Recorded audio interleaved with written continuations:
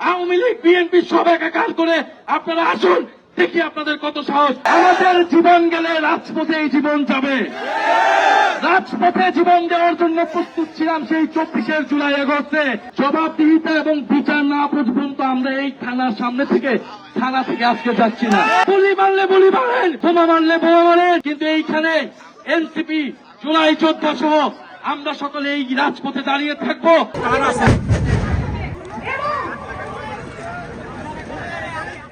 সেখানে বিদ্যুৎ চলে গিয়েছিল, সেইখানে আমরা স্পষ্টভাবে প্রশাসনিক সহায়তায় সেইখানেই বোমা হামলা করা হয়েছে। আমরা এখন সাভার মডেল থানার সামনে এসেছি শান্তিপূর্ণভাবে। আমরা এখানে অবস্থান করব। আমরা এখানকার কর্তৃপক্ষ, পুলিশ কর্তৃপক্ষের সাথে জিজ্ঞাসা করব, একটা রাজনৈতিক দলের গণতান্ত্রিক অধিকার আছে কর্মসূচি করার। জীবন অবাক না করলে কে করবে? 28% মিল্ক ফ্যাটের অবাক করার সাথে ফ্রেশ মিল্ক পাউডার। জীবন অবাক করুক প্রতিদিন। এবং পুলিশের দায়িত্ব, এখানকার প্রশাসনের দায়িত্ব তাদের সকল ধরনের নিরাপত্তা নিশ্চিত করার। এই পুলিশ প্রশাসন এবং এই এলাকার এমপি জনগণের নিরাপত্তা দিতে ব্যর্থ হয়েছে। কে বোমা হামলা করেছে, কি হয়েছে আমরা জানি না। আমরা জানি এটার দায় হচ্ছে প্রশাসনের এবং কর্তৃপক্ষের। তাহলে আমরা তার কাছে জবাবদিহিতা চাবো যে কেন সে নিরাপত্তা দিতে ব্যর্থ হয়েছে, সে কি কি পদক্ষেপ নিয়েছিল, কারা বোমা হামলা করলো, কেন তাদের চোখ ফাঁকি দিয়ে কিভাবে সেখানে বোমা হামলা করার সুযোগ পেল সন্ত্রাসীরা।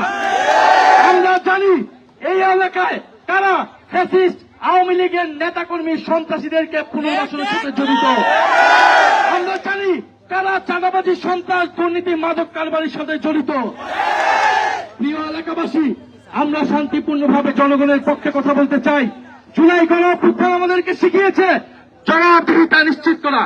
তারা ভেবেছিল আমাদেরকে বোমা হামলা করে, ভয় দেখিয়ে, আহত করে তারা আমাদের আন্দোলন, আমাদের পদযাত্রাকে থামিয়ে দিবে।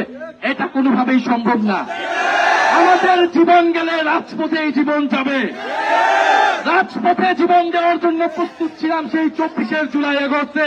তারেক রহমান এবং তার স্বরাষ্ট্রমন্ত্রী সালাউদ্দিন আহমেদ তারা কি আইন শৃঙ্খলা, কি নিরাপত্তা নিশ্চিত করতে চায়, এটা বাংলাদেশের জনগণ আজকে দেখেছে। ফলে প্রিয় এলাকাবাসী এবং আমাদের সাথে যারা আসেছেন, আপনারা সবাই থানার সামনে অবস্থান কর্মসূচি করবেন। আপনারা কেউ এখানে শান্তিপূর্ণভাবে অবস্থান করবেন এবং আমাদের একটা প্রতিনিধি দল ভিতরে গিয়ে থানায় কথা বলবে এবং আমরা ফেরত না আসা পর্যন্ত আপনারা এখানে অবস্থান করবেন। আমরা কথা বলবো, জবাবদিহিতা এবং বিচার না পর্যন্ত আমরা এই থানার সামনে থেকে থানা থেকে আজকে যাচ্ছি না। গুলি মারলে গুলি মারেন, বোমা মারলে বোমা মারেন, কিন্তু এইখানে এনসিপি জুলাই যোদ্ধা সহ আমরা সকলে এই রাজপথে দাঁড়িয়ে থাকবো, দেখি আপনাদের কত শক্তি আছে। আওয়ামী লীগ বিএনপি সব একাকার করে আপনারা আসুন, দেখি আপনাদের কত সাহস, কত শক্তি আছে।